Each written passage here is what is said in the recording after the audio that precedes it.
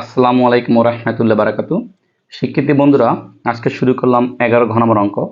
1 + 2 + 4 + 8 + 16 dot solution. এখানে প্রথম পদ a সমান 1, আমাদের প্রথম পদ 1। সাধারণ অনুপাত r সমান দ্বিতীয় পদ ভাগ প্রথম পদ। আমার দ্বিতীয় পদ হলো 2 এবং প্রথম পদ হলো 1। 2 কে 1 দ্বারা ভাগ করলে আমার 2 আসে।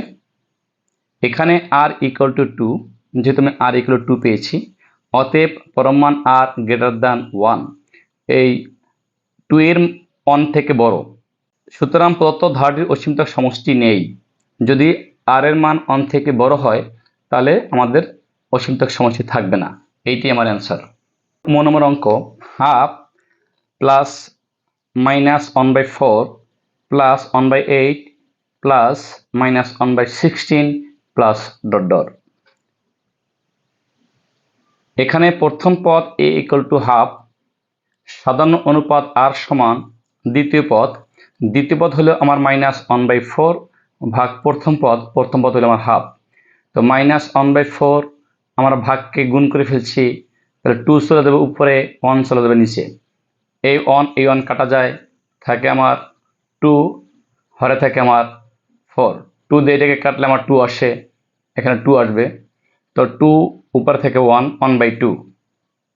এখানে r = 1/2, অতএব পরম মান r < 1, কারণ r এর মান যেহেতু -হাফ আসছে, তো 1 থেকে অবশ্যই ছোট।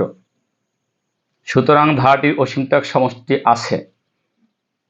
অতএব s ইনফিনিটি = a/1 - r সমান এর মান, আমাদের এর মান আছে হাফ, আমরা হাফ বসিয়ে দিয়েছি, /1, এখানে 1 থাকবে, মাইনাস এখানে r এর মান বসিয়েছি, r এর মান আমরা পেয়েছি -হাফ, তো এখানে -হাফ বসিয়ে দিয়েছি, ইকুয়াল এখানে 1/2 থাকবে, ডিভাইডেড 1 মাইনাস করলে হয় প্লাস, তো প্লাস লিখলাম, এখান থেকে হাফ।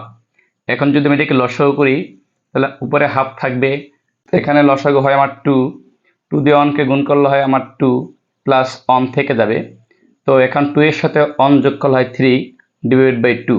তো আমি লিখতে পারি হাফ, এখানে হাফ থাকবে, এখানে আমি ভাগকে করে ফেলছি গুণ, উল্টে ফেলছি, 2 যাবে উপরে চলে আর 3 যাবে নিচে চলে।